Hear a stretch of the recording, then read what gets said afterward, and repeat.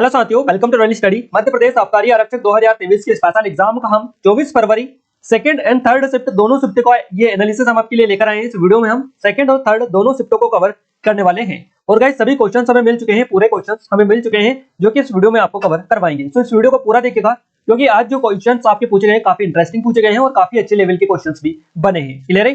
पहला क्वेश्चन पूछा गया है, देखिए सबसे पहले हम बात करते हैं 24 फरवरी यानी आज सेकंड शिफ्ट की पहले हम कवर कर लेते हैं, फिर थर्ड शिफ्ट को कवर करेंगे। पहला क्वेश्चन आपसे बना है, भारत का विदेश सचिव कौन है? ये सेकंड शिफ्ट का क्वेश्चन है। विजय मोहन क्वात्रा आपका सही जवाब रहेगा।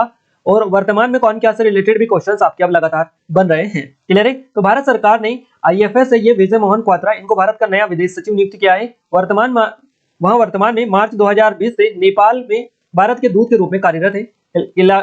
और यहाँ पर वर्तमान विदेश सचिव हर्षवर्धन जो श्रृंगला थे, इनका स्थान इन्होंने लिया है जो 30 अप्रैल 2022 को सेवानिवृत्त हुए हैं। क्लियर है? अगला क्वेश्चन पूछा गया, भारतीय संविधान के किस भाग में आपातकालीन प्रावधान है? तो ये जो भाग है ये भाग 18 है। भारतीय संविधान के भाग 18 में आपातकालीन प्रावधान है। आप याद रखिएगा, आपातकालीन प्रावधान का जो बेसिकली उपलब्ध है ये संविधान के भाग 18 में अनुच्छेद 352 से 360 के बीच में देखने को मिलते हैं। और आपातकाल के 3 प्रकार है, राष्ट्रीय आपातकाल अनुच्छेद 352 में, राज्य आपातकाल 356 और वित्तीय आपातकाल अनुच्छेद 360। क्लियर है? तो ये आप याद रखिएगा, वित्तीय आपातकाल, राष्ट्रीय आपातकाल और राज्य आपातकाल। अगला क्वेश्चन पूछा गया है आपका कि आई एम नॉट मसीहा, आई एम नो मसीहा या फिर आई एम नॉट मसीहा, ये जो पुस्तक है किसकी है? सही जवाब रहेगा सोनू सूद की। अभिनेता सोनू सूद जिन्हें लोगों और समाज के प्रति उनकी अथक सेवाओं के लिए और प्रवासी के लिए मसीहा के रूप में करार दिया जाता है या दिया गया है, तो उनकी आत्मकथा को कलमबद्ध करने के लिए पूरी तरह से तैयार है। और अभिनेता की जो आत्मकथा है ये सोनू सूद की आत्मकथा है। आई एम नो मसीहा पुस्तक का जो लेखक है ये कौन है? तो मीना अय्यर द्वारा किया गया है लेखन, पुस्तक का लेखन, है ना। और ये जो पुस्तक है ये सोनू सूद के स्पेशली याद आप रखिएगा। अगला क्वेश्चन बना है, चौसा का युद्ध किसके बीच में लड़ा गया था? तो चौसा का जो युद्ध लड़ा गया था ये हुमायूं और शेरशाह सूरी दोनों के बीच में हुआ था। चौसा का युद्ध हुमायूं और शेरशाह सूरी के बीच में लड़ा गया था। 1539 में चौसा की युद्ध की लड़ाई लड़ी गई थी। तो याद रखिएगा, चौसा की जो लड़ाई लड़ी गई थी 1539 में शेरशाह सूरी और हुमायूं के बीच में हुई थी। तो शेरशाह ने इसमें हुमायूं को हराया था। क्लियर है? शेरशाह सूरी का मकबरा सासाराम बिहार में देखने को मिलता है। हो सकता है अगली शिफ्ट में ये क्वेश्चन आपसे बन जाए। इसके अलावा कुछ इंपॉर्टेंट लड़ाइयां हमने आपको कवर करवाई है। यहाँ पर देखिए पानीपत की जो लड़ाई है, पानीपत का पहला युद्ध हुआ था 1526 में, बाबर ने इब्राहिम लोदी को हराया था। खानवा का युद्ध की लड़ाई की बात करें तो खानवा का हुआ था 1527 में, बाबर ने राणा सांगा को हराया था। इसके अलावा चंदेरी की 1528 में हुई थी, तो बाबर ने मेदिनी राय को हराया था, राणा सांगा का एक सहयोगी था उसको हराया था। घाघरा का युद्ध की अगर हम बात करें 1529 में हुआ था और बाबर ने महमूद लोदी और सुल्तान नुसरत शाह को हराया था।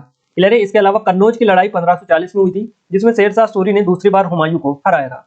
और पानीपत की दूसरी लड़ाई की बात करें तो 1556 में हुई थी, अकबर ने हेमू को हराया था। तो ये सभी लड़ाइयां इंपॉर्टेंट है जो आपकी एग्जाम में ये हिस्ट्री से पूछी जाती है। अगला क्वेश्चन बनाए, देखिए एक क्वेश्चन आपका आर्मी से रिलेटेड पूछा गया है और डिफेंस से रिलेटेड है। एमडीसीओ कौन बनाया गया, इस तरह से क्वेश्चन था आपका। एग्जैक्ट क्वेश्चन नहीं मिल पाया है बट हमने थोड़ी सी चीजें आपको रिकॉल करवाने की कोशिश की। देखिए वर्तमान में अगर हम बात करें थल सेना प्रमुख कौन है, तो श्री जनरल मनोज मुकुंद नरवाना है ना। वायु सेना प्रमुख कौन है, तो चीफ मार्शल विवेक राम चौधरी। नौ सेना प्रमुख है एडमिरल आर हरि कुमार। याद रखिएगा, chief of defence staff CDS की अगर हम बात करें तो लेफ्टिनेंट जनरल अनिल चौहान जो है वर्तमान में सीडीएस है।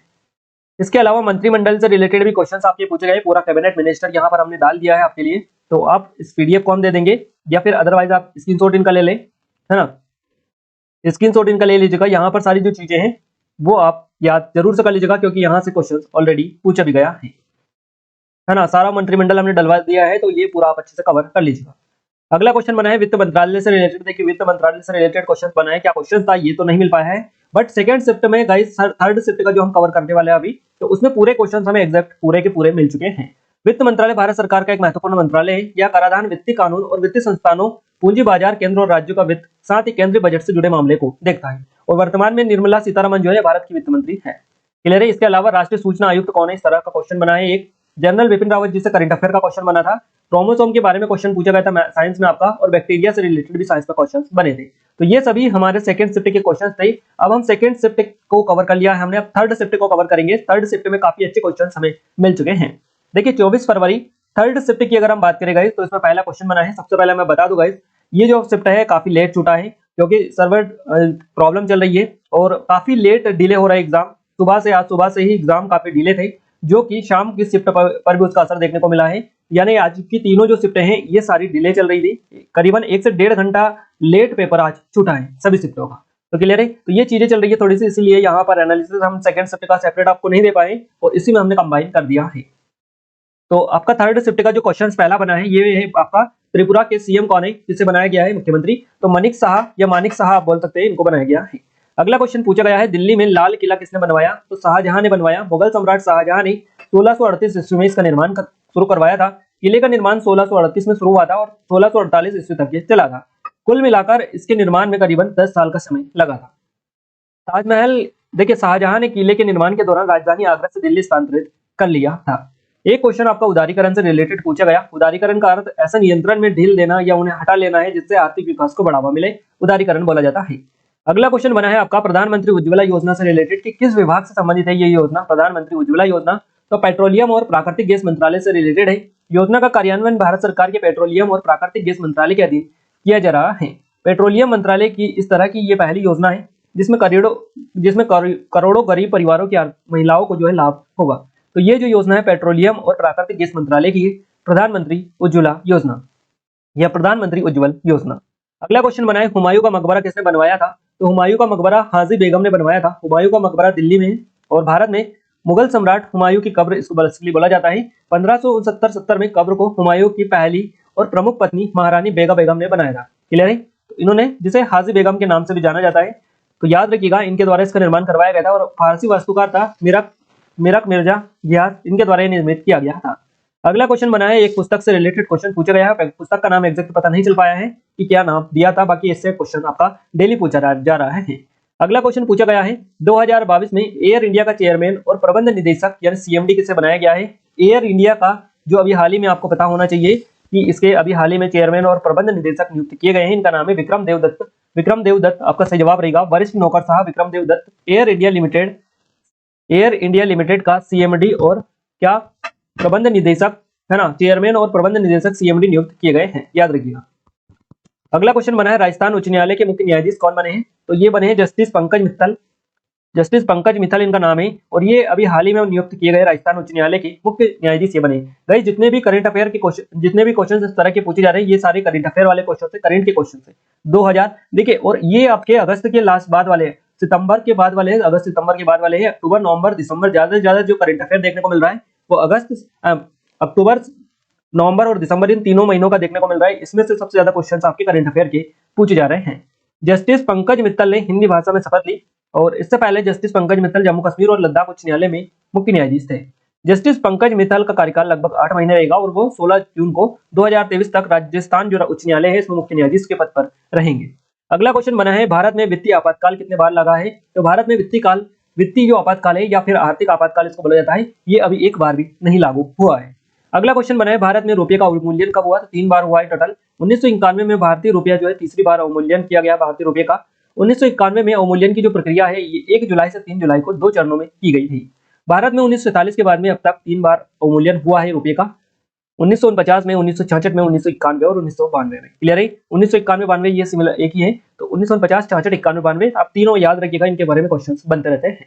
अगला क्वेश्चन बना है, शिवाजी का संरक्षक कौन था, शिवाजी का संरक्षक कौन था, सही जवाब रहेगा दादाजी कोंडदेव इनका नाम है और शिवाजी के राजनीतिक गुरु और संरक्षक थे उनके दादाजी कोंडदेव, याद रखिएगा ये जो है इनके संरक्षक थे शिवाजी के। अगला क्वेश्चन बना है, केंद्रीय गंगा प्राधिकरण का गठन कब हुआ था, तो ये हुआ था जून 1985 में। दुनिया का पहला प्रदूषण मुक्त देश कौन सा बना है, तो भूटान बन गया है दुनिया का पहला प्रदूषण मुक्त देश।